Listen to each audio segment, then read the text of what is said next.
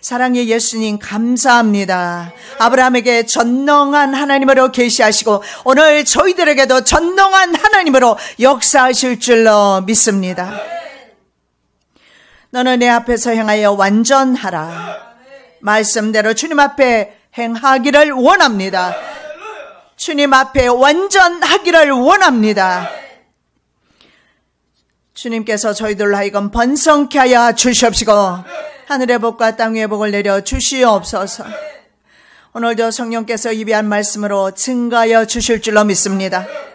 성령으로 증가하고 성령으로 듣게 하여 주셔서 이 말씀이 우리의 삶의 지침이 되며 나침반이 되며 바른 길로 지도하여 주시옵시고 곁길로 가지 않게 도와주시고 완전한 길 걸어가게 도와주시옵시며 비난받지 아니하며 오직 하나님 앞에 바른 길 공의의 길을 걸어갈 수 있도록 인도하여 주시옵소서.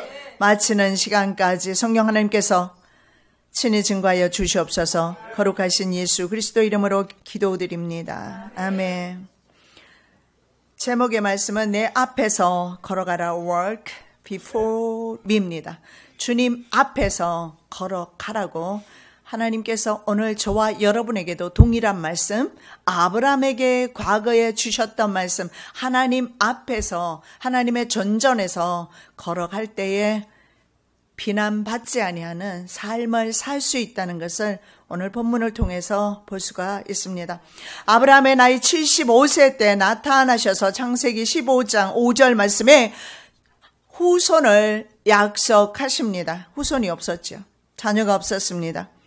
그리고 다시 한번 하나님께서 아브라함의 나이 99세 때에 그리고 이스마엘의 육체의 자녀 이스마엘의 나이 13세 때에 다시 찾아오십니다. 99세 나이는 인간으로서 소망이 끊어진 절망적인 상태의 나이입니다. 99세의 노인에게 소망이 있습니까? 저희 어머니는 지금 94세입니다. 소망이 있습니까? 저는 소망이 있습니다. 어제 가서 뵈니까 살아나셨어요. 열이 떨어지지 않고 있었는데 열이 어제는 떨어졌어요. 저는 어머니에 대한 소망을 가지고 있습니다. 어찌 자녀로서 94세면 충분히 살았다고 말할 수가 있겠습니까?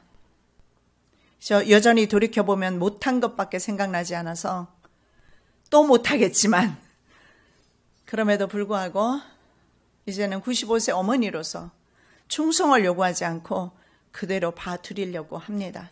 그래서 다만 돌아오셔서 한 달이든 두 달이든 함께 했으면 우리 어머니가 돌아가셔도 소망은 여전히 있습니다. 왜냐하면 이 세상보다 더 좋은 낙원에 들어가 계실 거니까. 이스마엘 밖에 육체의 자녀를 가진 아브라함에게 99세의 아브라함에게 소망이 있습니까? 사명이 남았습니까?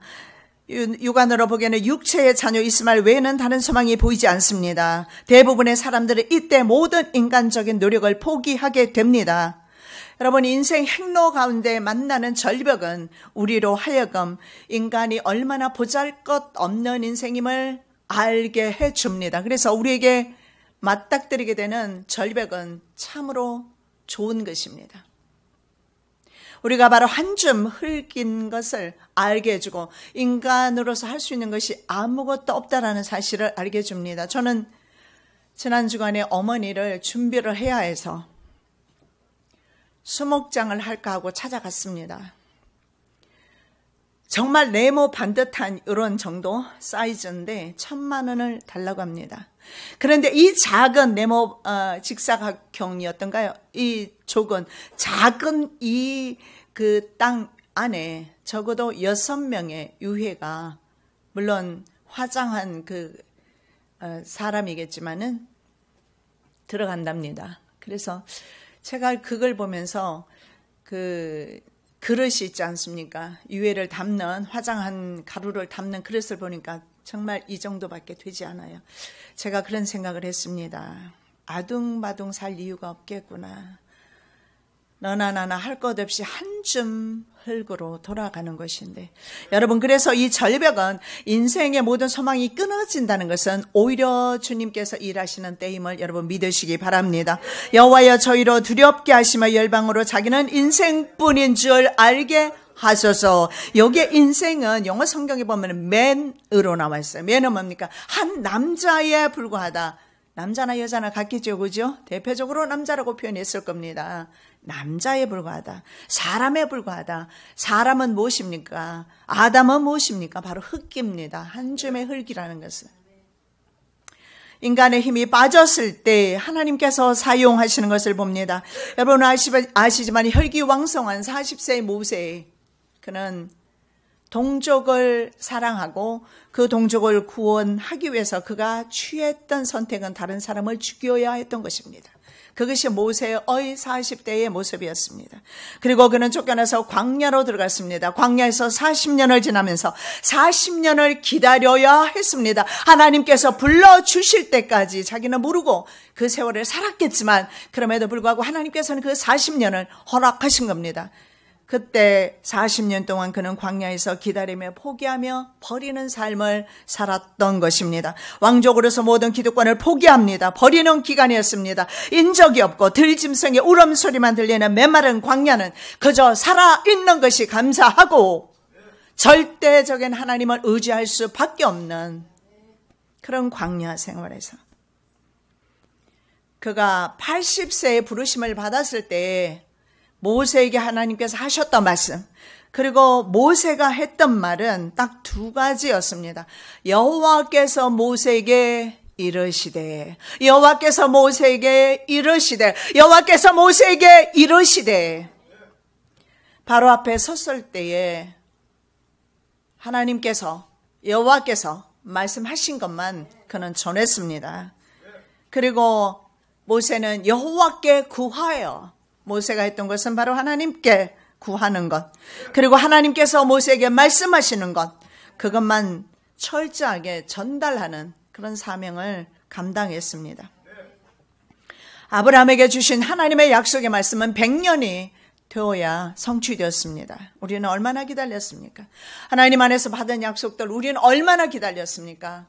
100년이 아직 차지 않았다면 소망이 있습니다. 자, 연약한 이런 인간의 모습, 사람이고 남자일 뿐인 인간의 모습, 한 줌 흙으로 돌아갈 수밖에 없는 인간, 그리고 하나님이 주지 아니하시면 자녀도 가질 수 없는 그런 인간, 그런 인간에게 하나님께서는 오늘 전능자 하나님으로 계시하고 있습니다. 하나님께서 당신의 이름을 스스로 엘샤다이, 전능자 하나님으로 계시하고 있습니다. 인간의 모든 생리적인 부분들이 끊어진 상태입니다. 약속의 말씀을 성취하시는, 그리고 초월적으로 역사하시는, 초자연적으로 역사하시는 하나님의 이름이 바로 엘샤다이, 바로 전능자 하나님, 전능자 여호와. 무슨 말씀입니까? 인간의 그런 모든 한계를 뛰어넘는 자연 법칙을 초월해서 자녀가 필요할 때, 생리 현상이 모두 끊겼을 때 조차도 일하시는 하나님, 그분 하나님. 무슨 말입니까? 아브라함의 가정에 99세 때, 100세 때에도 자녀를 주실 수 있는 하나님, 그분 하나님 엘샤다이. 오늘 이 시간에 그분 하나님을 만나셔야 합니다. 바로 직역하면 이런 뜻입니다. 하나님은 나의 가슴이다, 이런 의미가 있어요. 전능자 하나님을 직역하면 하나님은 나의 가슴이다. 바로 어머니의 품 안의 아기처럼 자녀들에게 필요한 것을 공급하시는 하나님, 모든 필요를 채워주시는 하나님, 그 하나님이 바로 엘샤다이, 하나님께서 내가 공급해 주겠다, 이렇게 말씀을 하고 계십니다. 그리고 아브라함에게 요구합니다. 그러므로 너는 내 앞에서 이 약속을 받기 위해서, 너는 이제 그 약속이 성취되는 이삭을 낳게 될 것인데, 이삭을 받기 전에 너는 내 앞에서 행하여 완전해라 말씀하고 있습니다. 이 완전하라, 그리고 이 완전하라는 내 앞에서 행하여 완전하라, 그리고 이것을 직역을 하면 이런 뜻입니다. 너는 내 앞에서 걸어감으로 비난받지 말라. 영어 성경에는 분명하게 나와 있어요. walk라는 말을 씁니다. 걸어가라, before me. 내 앞에서 걸어가라 말합니다. 그리고 and 뭐라고 해요? be blameless. 무엇입니까? 비난받는 일 하지 마라. 여기에서 하나님께서 의도적으로 사탄에게 비난받는지 무엇입니까? 약속을 좀 기다려야 하는데 기다리지를 못하고 육체의 자녀 이스마엘을 낳은 것을 뜻하지 않겠습니까? 다시는 하나님 앞에서 걸어가지 인간의 방식대로 너희가 원하는 것을 취하지 마라. 축첩을 취하지 마라. 그런 비난받는 짓을 하지 마라. 왜냐하면 마귀는 하는 일이 하나님 앞에서 늘 우리를 비난하는 일을 하고 있습니다. 대제사장 요수아는 여호와의 사자 앞에 섰고 사단은 그의 우편에 서서 그를 대적하는 것을 여호와께서 내게 보이시느니라. 여러분, 피고로서 지금 스가랴가 보니까 여호수아 대제사장이 하나님 앞에 서 있는데 피고의 오른쪽에 서는 사람은 검사의 자리입니다. 마귀는 우리가 죄를 지을 때마다, 우리가 불평할 때마다, 우리가 원망할 때마다, 우리가 낙심 실망하고 하나님 앞에 불순종할 때마다 마귀는 옆에서 그것 보세요. 저 사람이 하나님의 자녀 맞습니까? 하나님이 주지 아니하니까 바로 낙심하고 실망하고 좌절하지 않습니까? 계속해서 하나님 앞에 고소하고 있습니다. 그래서 마귀의 이름은 바로 고소하는 사람, 비방하는 사람. 그게 마귀의 뜻입니다. 그래서 우리가 주님에게 순종하지 못하고 육체의 길을 걸어갈 때, 내 생각대로 걸어갈 때에 이스마엘을 낳게 되었을 때 이스마엘로 인하여 하나님의 영광은 가리워지고 하나님께서 내게 주시는 축복은 더디게 임하게 될 것입니다. 약속의 말씀을 잊고 잊으시면 안 됩니다. 육체의 길을 갈 때 결국 마귀에게 회방거리를 주는 것입니다. 사무엘하 12장 14절 이 일로 인하여 여호와의 원수로 크게 회방할 거리를 얻게 하였으니 당신의 낳은 아이가 정령 죽으리이다. 누구에게 하시는 말씀입니까? 다윗에게 밧세바와 남의 아내와 간통해서 낳은 아들 죽습니다. 왜냐하면 죄의 열매이고 사탄에게 회방거리를 주었기 때문에, 하나님의 영광을 땅에 떨어뜨리기 때문에. 그래서 다윗은 그 사실을 알았습니다. 그래서 아들이 죽기 전에는 시금을 전폐하고 하나님께 구했지만 아들이 죽은 후에는 바로 일어나서 밥을 먹습니다. 그래서 이상이 물었어요. 다윗이 말합니다. 혹시 하나님께서 내게 은혜를 베푸실까 해서 내가 기도했지만 이제 죽었지 않느냐. 어쩌면 우리 하나님의 자녀들은 하나님의 공의의 하나님 앞에 더 많은 우리가 잘못을 했을 때 그 책임을 져야 할지 모릅니다. 그렇게 함으로써 하나님의 훼손된 영광이 회복되기 때문에 그렇습니다. 하나님께서는 아브라함과 언약을 맺으시면서 그에게 새 이름을 주십니다. 세 가지를 하라고 오늘 우리가 봉독하지 않았지만 창세기 17장에 나와 있습니다. 새 이름을 주셔요. 그리고 할례 의식을 행하게 하셨고 후사에 대해서 다시 약속을 주십니다. 아브라함은 이제 과거처럼 약속의 말씀을 잊고 인간의 방법이나 인간의 생각대로 살면 안 됩니다. 인간의 방법을 선택할 때 아브라함의 가정에는 심각한 갈등이 생겼던 것을 지난주에 우리가 살펴보았습니다. 자, 첫 번째로 우리가 살펴볼 말씀은 새 이름을 부여하셨습니다. 1절에서 8절 말씀입니다. 자, 4, 5절, 8절 말씀 우리가 봉독합니다. 내가 너와 내 언약을 세우니 너는 열국의 아비가 될지라. 이제 후로는 내 이름을 아브라함이라 하지 아니하고 아브라함이라 하리니 이는 내가 너로 열국의 아비가 되게 함이니라. 내가 너와 내 후손에게 너의 우고하는 이 땅 곧 가나안 일경으로 주어 영원한 기업이 되게 하고 나는 그들의 하나님이 되리라. 하나님께서 아브라함과 이제 언약을 맺으십니다. 그리고 아브라함의 이름을 열국의 아비라는 뜻인 아브라함으로 바꿔주십니다. 후손의 약속과 함께 땅의 약속을 동시에 주고 계십니다. 여기에서 우리가 볼 수 있는 것은 바로 아브라함을 통해서 예수 그리스도를 약속하고 계시고 하나님 나라까지 약속하고 있음을 알아야 합니다. 그래서 아브라함은 좀 더 기다려야 했습니다. 기다리지 못하고 조급하게 자식을 낳은 것이 오늘날의 중동전을 세계 3차 세계대전을 불러오게 하는 것입니다. 좀 더 기다린다면, 좀 더 참고 기다린다면 이 성급한 우리의 성격이 늘 하나님의 사역을, 축복을 가로막는 것 같습니다. 개인적으로는 그가 바로 열국의 압이라고 했는데, 개인적으로는 아브라함에게 있어서 이삭과 그리고 그의 종족들, 12종족이 있지 않습니까? 12지파. 그리고 또 이스마엘과 그의 종족들, 그리고 후처 그두라에게서 난 종족들, 그리고 더 나가서 이삭의 자녀 중에 에서의 후손까지 포함하는 그런 그들의 첫 조상이 됩니다. 그리고 동시에 바로 영적 전 세계 믿는 자들의 조상이 되었습니다. 자, 아브람을 우리가 보면 람 두 개 단어로 되어 있습니다. 이것을 직역하면 아버지는 높으시다, 이런 의미가 됩니다. 그러면 아브람의 아버지가 누굽니까? 테라는 높으시다, 이런 의미가 됩니다. 이것은 인간이 높아진 이름입니다. 그래서 이 이름은 믿음의 조상으로서, 열국의 아비로서의 사역을 감당해야 되고, 아브라함을 통해서 예수 그리스도가 오시고 전 인류가 구원받기에는 합당한 이름이 아니었습니다. 여러분, 이쯤에서 내 이름도 한번 생각 좀 해볼까요?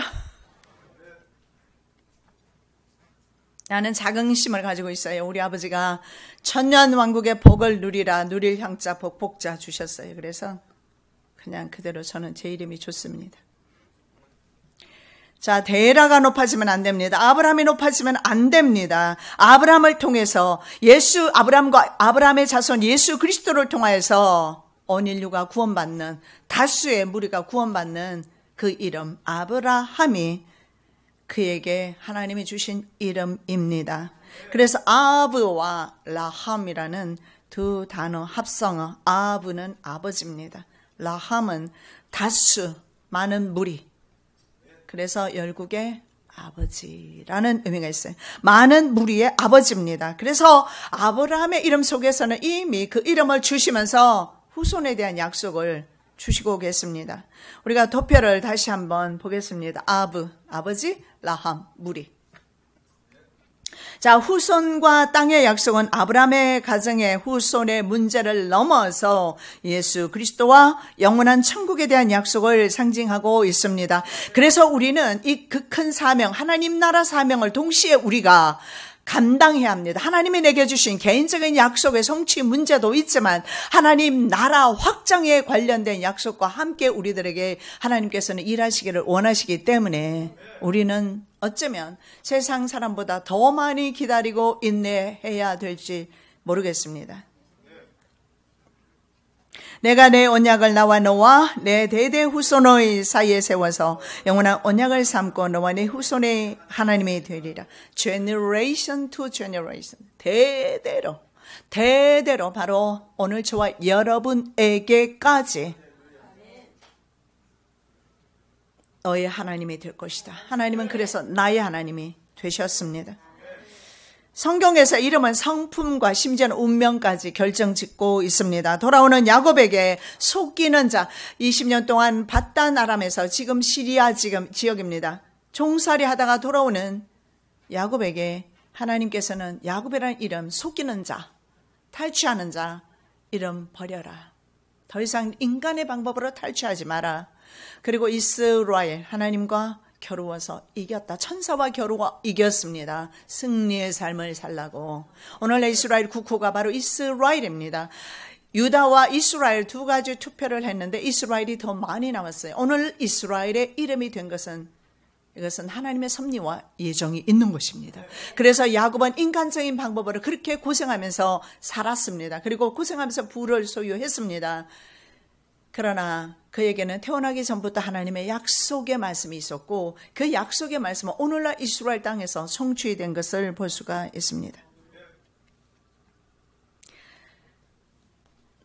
자, 사랑스러운 자, 이것이 바로 다윗의 이름입니다. 데이빗이라는 이름은 사랑스럽다. 하나님이 참으로 바라볼 때마다 사랑스러운 사람 되시기 바랍니다. 여러분 자녀를 키워보셔도 힘든 자녀가 있는가 하면 사랑스러운 자녀가 있잖아요. 그저 늘 보기만 해도 나는 처음에 아들을 낳고 나서 어떻게 순하게 잘 자라주는지 한 번도 울지를 않고 오히려 주던 무엇을 먹든 까다롭지 않고 잘 먹더라고. 그래서 이렇게 자녀 키우기가 쉽구나. 둘째를 낳았는데 까다롭기가 얼마나 심한지 밤낮으로 울어대고, 내가 그래서 아기를 던졌잖아요. 한번 너무 화가 나서. 뼈가 부스러지지 않은 것이 감사한데 제가 봐가면서 던졌죠. 푹신한데. 다르구나. 자녀가 다르구나. 여러분, 하나님께 그저 기쁨이 되십시오. 예수 안에는 오직 예만 있다고 했습니다. 말이 무슨 필요가 있습니까? 하나님이 알아면 하고. 때로는 내 생각과 다를 때도 많이 있지만 그때 하나님께서 우리 믿음을 보시지 않겠습니까?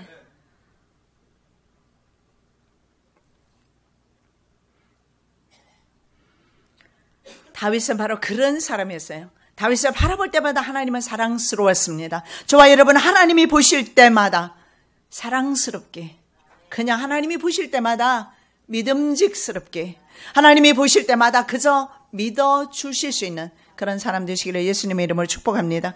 그렇게 되었을 때 하나님의 축복이 임하지 않겠습니까? 우리의 환경 가운데, 우리의 삶의 모든 영역에 임하지 않겠습니까? 왜? 믿을만 하니까 주잖아요. 근데 믿을 수 없는 자녀들, 예를 들어 집 나간 탕자 같은 사람에게 한번 재산 다 줘보세요. 가자마자 바로 탕진해버렸지 않습니까? 그런데 말입니다. 사울 왕은 스스로 큰 자가 되었습니다. 왜냐하면 그 이름 자체가 사울이 큰 자입니다. 그래서 사울은 자신을 높이고 자신을 위해서 기념비를 세우는 일을 합니다. 그래서 이름이 그 사람의 운명을 결정짓는 것 같습니다. 시몬은 어떻습니까? 시몬은 하나님께서 God has heard him. 하나님께서 그를 들으셨다. 이런 의미가 있어요. 그래서 주 하나님께서 그의 말을 들여주셨다. 혹은 그를 눈여겨보셨다. 그런 의미가 있습니다. 그래서 시몬이란 이름은 구약이나 신약을 통틀어 하나님께서 그의 말을 들어주시거나 그를 눈여겨보시는 것을 이야기할 때 사용하는 이름이 바로 시몬입니다. 그런데 시몬이라는 이름에 부정적인 측면이 있습니다. 결정을 잘 할 줄 모르고 우왕좌왕하고 감정의 기복이 심하거나 변덕스러운 사람을 일컬을 때 시몬이라는 이름을 사용하기도 합니다. 그래서 시몬이라는 이름에 보면 갈대라는 뜻도 있습니다. 그래서 이 이름, 흔들리는 사람은 하나님의 나라에 하나님의 사역을 맡기기 합당치 않다라는 사실을 보여주고 있습니다. 그래서 이 이름으로는 안 된다. 갈대로는 안 된다. 변덕 부려서도 안 되고 맨날 하나님이 들어달라고 해서 들어줘야만 하는 사람, 복만 달라고 하는 사람, 그 이름은 부적합하다. 왜냐하면 마지막 때는 자기 의사와 관계없이 다른 사람이 띠를 띄워서 십자가에 거꾸로 못 박게 만들 텐데, 그 이름, 시몬 이름으로는 사역을 감당할 수가 없고 하나님 나라에 합당치가 않아서 하나님 예수 그리스도께서 시몬 이름을 베드로, 게바라고 합니다. 아람 말로는 게바, 그리고 영어로는 페트로스, 이렇게 피러라고 부르죠. 페트로스는 반석이라는 뜻입니다. 갈대가 아니라 반석입니다. 저와 여러분 반석 되시기 바랍니다. 그 반석 위에 음부의 권세가 해하지 못하는 교회를 세워주셨습니다. 베드로가 교회였습니다. 바로 내가 교회입니다. 바로 반석 위에 교회입니다. 진짜 반석은 예수 그리스도이십니다. 그 반석 위에 세워진 교회, 바로 예수님께서 우리를 선택하시고 자녀 삼으셨기 때문에 우리는 교회입니다. 하나님의 자녀입니다.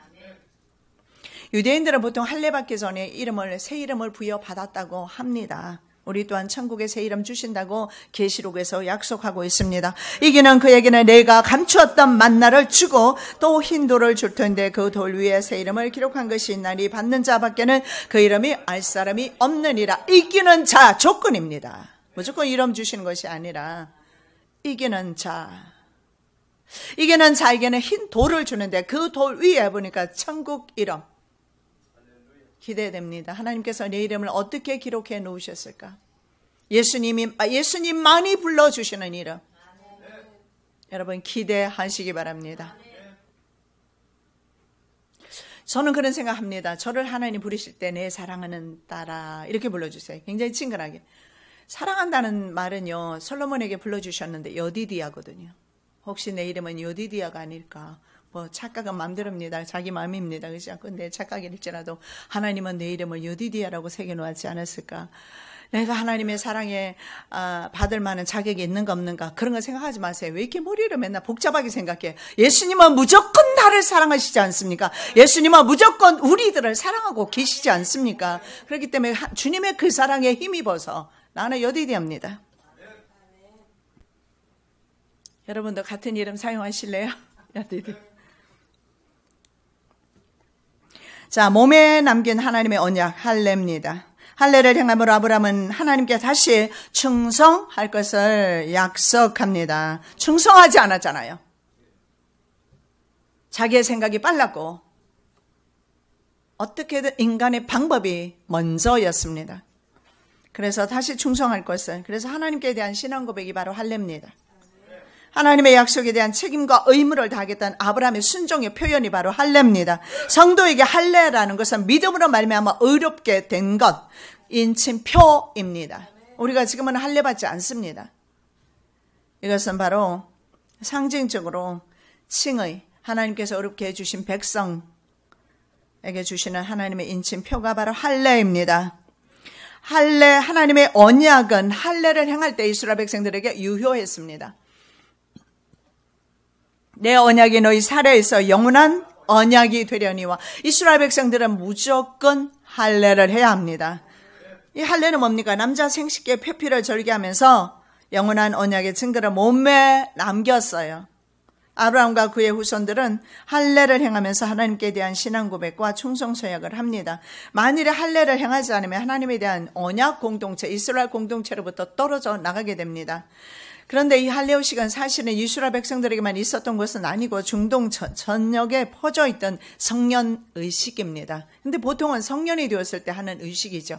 그때가 나이가 16세, 7세 될 수가 있을 것입니다. 이때는 성경적으로 봤을 때 왜 성경에서 8일 만에 행하라고 했느냐면, 성경적으로 봤을 때는, 성경에는 그 답이 없습니다만은 성경적으로 봤을 때는 남자아이가 태어나면 7일 동안 그 아이는 부정합니다. 무슨 말씀입니까? 우리 인간은 전적으로 부패해서 태어나는 순간에 다 부정합니다. 그래서 부정한 기간에 할례의식을 할 수는 없어요. 부정한 기간 7일이 지나고 8일째가 첫날입니다. 그래서 그날에 할례를 행하는 것입니다. 그리고 8일째가 되면 가장 피가 빨리 응고되는 때라고 합니다. 그래서 혈액 응고 인자가 8일째 110%까지 올라간다고 합니다. 그래서 8일 만에, 이것은 과학이 증명해낸 것이고, 그러나 성경은 부정하다, 그전에는 드리지 말라, 이런 의미가 아니겠습니까? 어쨌든 8일 만에 그들은 행했습니다. 아브라함의 집안에 이방인과 이스마엘까지 할례에 포함된 것은 구속사적 측면에서 범민족적인 하나님의 구원의 사역이 들어있음을 봅니다. 꼭 유대인이 아니라도 아브라함 집안에 있는 모든 남자들은 할례를 받아야 했습니다. 이것은 구원의 표, 구원의 상징입니다. 과거의 이스라엘 백성은 할례를 행함으로 구원받았다는 약속, 징표가 된 것입니다. 그래서 아브라함은 육체의 할례의 흔적을 가진 이스라엘 백성들의 조상일 뿐 아니라 할례를 받지 아니하는 오늘날 우리 이방인들까지 포함해서 영적인 조상이 됩니다. 대저 표면적 유대인이 아니요 표면적 육신의 할례가 아니라 오적 이면적 유대인이며 할례는 마음에 할지니 신령에 있고 의문에 있지 아니한 것이라. 그 칭찬이 사람에게서 아니요 다만 하나님에게서 오니라. 여러분, 이 할례를 해야, 오늘까지도 해야 한다면 여러분 남자분들은 반드시 하셔야 합니다. 안 하신 분들 계시겠죠? 그리고 여자들은 별 소망이 없습니다. 이렇게 되면. 그런데 이렇게 말씀합니다. 이제 할례는 마음에 해라. 마음의 할례가 필요합니다. 필요하지 않아도 마음의 할례가 필요한데, 이 마음의 할례는 새로 거듭남입니다. 새로 태어나는 본 어게인입니다. 본 어게인.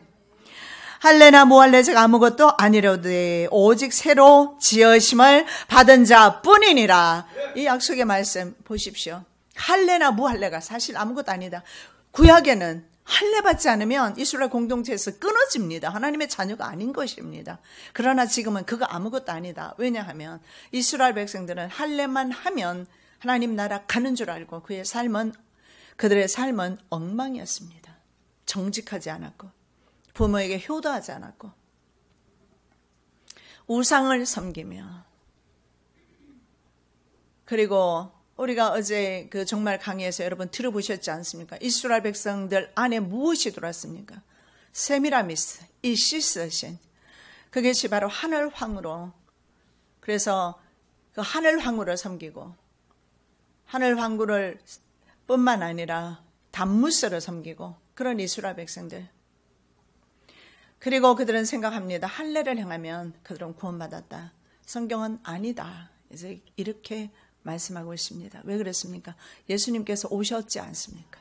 예수님께서 오셔서 할례든 그 무엇이든 모든 것을 주님께서 마지막에 뭐라고 말씀하셨어요? 다 이루었다. 그래서 형식적이나 이런 격식 이런 것은 전혀 중요하지, 종교적인 의식들 전혀 중요하지 않아요. 내 안에 그리스도가 계셔야 돼요. 내 안에 성령님이 계셔서 내가 성령으로 다시 태어나야만 소망이 있는 것입니다. 그 다음에 세 번째로 후사 이삭을 통한 약속의 성취가 이루어지고 있습니다. 하나님께서는 처음 아브라함을 부르실 때 그에게 이렇게 말합니다. 큰 민족을 만들어주겠다 약속하시죠? 그게 바로 창세기 12장 2절. 내가 너로 큰 민족을 이루고 내게 복을 주어 내 이름을 창대케 하리니 너는 복의 근원이 될지라. 여기서 이렇게 큰 민족이라고 말합니다. 민족은 고입니다. 고이 가돌입니다. 큰 민족이다. 이 고이라는 단어를 어떤 때 사용하느냐면 국경이 있는 왕정체제의 국가를 말할 때 고이, 민족이라고 합니다. 그러면 이스라엘 백성들이 지금은 아브라함은 말입니다. 아직 있잖아요. 자기의 가족이 몇 명이 됩니까? 그리고 이스마엘도 없었고 이삭도 없었고 창세기 15장에 보면 엘리에셀 종이 내 후사가 될 것입니다 말할 때였어요. 그런데 하나님께서는 무엇을 말합니까? 민족을 약속하고 있지 않습니까? 이거는 국경에 있는 왕이 통치하는 민족을 약속하고 있는데 이 약속은 언제 성취됩니까? 아브라함 때에 정확하게 성취가 됩니다. 그러나 사라를 통해서 아들을 낳게 될 것이라고 분명히 약속을 할 때 아브라함은 엎드려서 속으로 웃습니다. 이게 인간의 생각했을 때 인간의 생각의 한계입니다. 절대 있을 수 없다라는 겁니다. 어떻게 이미 생리가 끊어졌고 남자는 더 이상 나이가 많아서 생식할 수가 없는데 어떻게 아이를 낳을 것인가? 그래서 웃을 수밖에 없는 것이 인간입니다. 결국 아브라함도 여기서는 적어도 믿음의 한계를 보이고 있어요. 인간의 믿음의 한계를 드러내고 있습니다. 생리적으로 99세는 폐경기입니다. 잉태는 불가능합니다. 사람은 종종 이성적인 판단에 따라 행동할 때가 더 많습니다. 이성과 신앙의 갈등에서 신앙으로 믿음으로 승리해 본 사람은 믿습니다. 그러나 승리해 본 경험이 없는 사람은 이성을 따라갈 수밖에 없습니다. 그래서 인간의 이런 생각들은 하나님께서 계획하시는 광대하신 그 일들을 이해하거나 알지 못합니다. 아브라함이 그랬던 것처럼 자기 자식에게는 재산을 물려줄 자식이 필요했는지는 모르지만 그러나 하나님께서는 아브라함을 통해서 예수 그리스도를 계시하고 싶으신데 말입니다. 어땠습니까? 이제 나만 좀 복 좀 받아야 되겠습니까? 내 자식만이 잘 되어야 하겠습니까? 나를 통해서 내 자녀를 통해서 하나님의 나라가 확장되어야 하며 하나님의 영광이 선포되어야 하며 하나님의 사역이 더 많이 확장되어야 하지 않겠습니까? 이런 차원에서 우리가 기도해야 합니다. 그리고 이런 차원에서 우리가 기도하고 때로는 더 많이 기다려야 할지 모릅니다. 왜냐하면 하나님께서 일하시는 때는 따로 있기 때문에 그렇습니다. 아브라함도 인간적인 사고방식을 따릅니다. 이스마엘을 상속자로 제안합니다. 아브라함의 나이 75세 때도 같은 반응을 보였어요. 내 집에서 길리온 자가 나의 후사가 될 것입니다. 이것이 아브라함의 믿음의 한계입니다. 이제는 사람이 좀 바뀌었어요. 이제는 자기가 직접 낳았단 말이죠. 첩을 통해서 낳은 자식 이스마엘로 바뀌었지 믿음은 그대로 한계를 드러내고 있어요. 이스마엘이는 하나님 앞에 살기를 원하나이다. 똑같은 말을 하고 있어요. 언제쯤 변할까요? 도대체 인간은 언제쯤 변할까요? 도대체 사람은 언제나 그 자기의 제한적인 사고와 사상 안에 갇혀 있지 않냐고 좀 벗어나서 하나님의 일하시는 그 무궁무진한 계획과 섭리를 바라볼 수 있을까요?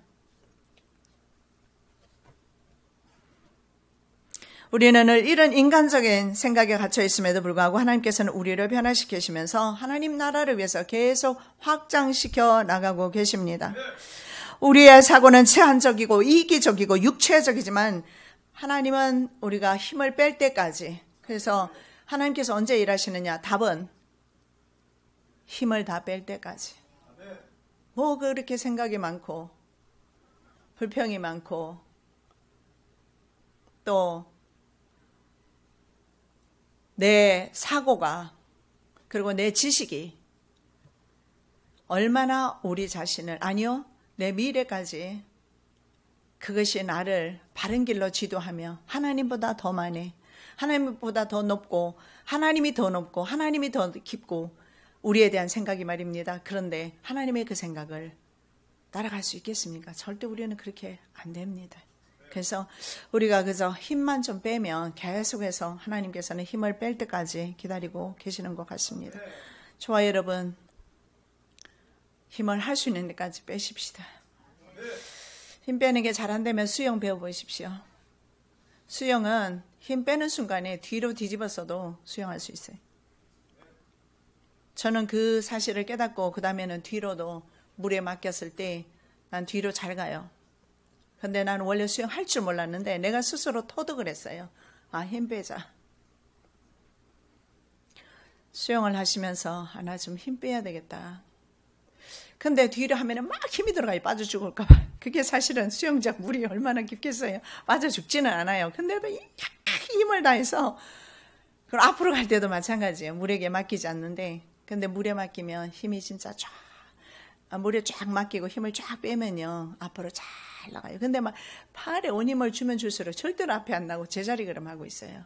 여러분, 저와 여러분, 힘 빼시기 바랍니다. 아브라함은 그로부터 37년 후에는 비로소 하나님께 다 맡깁니다. 그래서 모리아산에서 창세기 22장에 독자, 그렇게 기다리던 100년을 기다렸던 그 아들을 드릴 수가 있는 것입니다. 우리 아들 이삭이 있잖아요.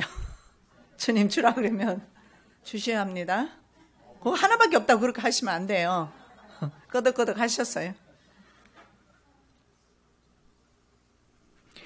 아브라함은 시험을 받을 때 믿음으로 이삭을 드렸으니 저는 약속을 받은 자로 돼 그 독생자를 드렸느니라. 이것은 바로 하나님의 마음을 알기 때문입니다. 하나님께서 독생자를 주셨지 않습니까?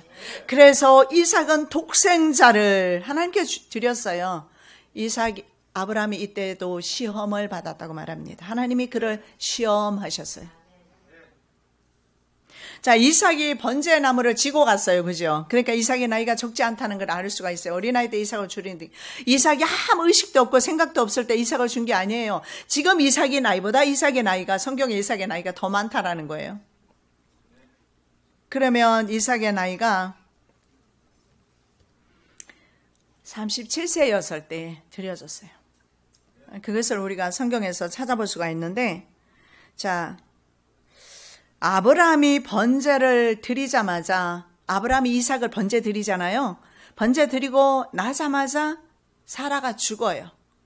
그러면 그 나이를 한번 보겠습니다. 사라가 127세를 살았으니 이것이고 사라의 향년이라. 사라가 몇 세까지 살았어요? 127세. 사라가 몇 세에 아들을 낳았어요? 100세에 낳았습니까? 곤란합니다. 아브라함이 100세에 낳았고 사라는 몇 세? 90세. 그러면 이삭의 나이가 그때 몇 세죠? 37세가 나오죠. 수학을 잘못하셨나 보구나. 예, 90세. 그리고 사라가 127년까지 살았잖아요. 사라가 아이를 낳았을 때 90세. 그럼 그때가 이삭이 1살. 그러면 사라가 127년에 죽었으니까 127세에 죽었으니까 37세가 된 겁니다. 그러면 어떻습니까? 아브라함이나 이삭이나 믿음 없이는, 그래서 제가 이걸 보면서 야, 아버지의 믿음이 아들의 믿음이구나. 아버지가 예수 그리스도를 믿는 믿음으로 살았는데 아들도 예수 그리스도를 바라보는 믿음으로 살았구나. 예수 그리스도, 부활하신 예수 그리스도를 믿고 아들 이삭을 살려주실 줄로 믿었던 아브라함처럼 아들 이삭도 다시 살려주실 줄로 믿었구나. 이것이 바로 예수님의 믿음 아닙니까? 부활, 3일 후에 부활하신 예수님의 믿음. 아브라함과 이삭은 하나님께 온전한 믿음의 번제, 이거 드릴 때까지 우리를 기다리고 계십니다. 온전한 번제, 아무 생각도 없고 그냥 드리라면 예, 주님 왜요? 무엇 때문에? 주시지나 말지. 만이나 주시든지 하나 주고서 그 하나 뺏어갑니까? 이게 인간에게 입에서 나오는 말입니다. 이 말이 들어가고 예, 주님이 주시라면 예. 왜냐하면 주님이 내게 주셨지 않습니까? 내가 불가능할 때 주님이 내게 주셨지 않습니까? 아브라함은 단지 자신 가문의 대를 이을 적자 아들이 필요했지만 하나님은 그 아들을 통해서 모든 인류의 구원을 계획하고 계셨습니다. 그 구원의 계획을 그때서야 비로소 아브라함은 깨닫습니다. 그래서 독자 아들 이삭을 드릴 수가 있었습니다. 번제단 위에 올려진 이삭은 예수 그리스도를 상징합니다. 사람의 생각보다 하나님의 생각은 언제나 높고 깊습니다. 아브라함과 다윗의 아들 예수 그리스도, 계보가 그렇게 나와요. 마태복음 1장 1절. 아브라함과 다윗의 자손 예수 그리스도의 계시라. 아브라함이 믿음으로 순종했기 때문에 예수가 이 땅 위에 오셨고 그 예수로 인하여 저와 여러분이 구원받았습니다. 그래서 누구의 은덕입니까? 물론 예수님의 은혜입니다마는 아브라함 할아버지의 은덕도 있습니다. 그분이 마지막에는 순종해 주심으로 예수 그리스도가 탄생하셨고 예수 그리스도를 통해서 저와 여러분 구원받았습니다. 사랑의 예수님 감사합니다. 아브라함과 다윗의 자손 예수 그리스도의 세계라. 우리 또한 예수 그리스도의 세계, 예수 그리스도의 사역을 감당하기를 원하오니 이제는 좀 이기적인 축복만을 바라지 않게 도와주시고 하나님께서 우리들을 어떻게 이 시대에 사용하실지 하나님 앞에 나와 내 가족을 온전히 올려드릴 수 있도록 성령 하나님 저희들에게 믿음을 허락하여 주시옵소서. 거룩하신 예수 그리스도의 이름으로 기도드립니다. 아멘.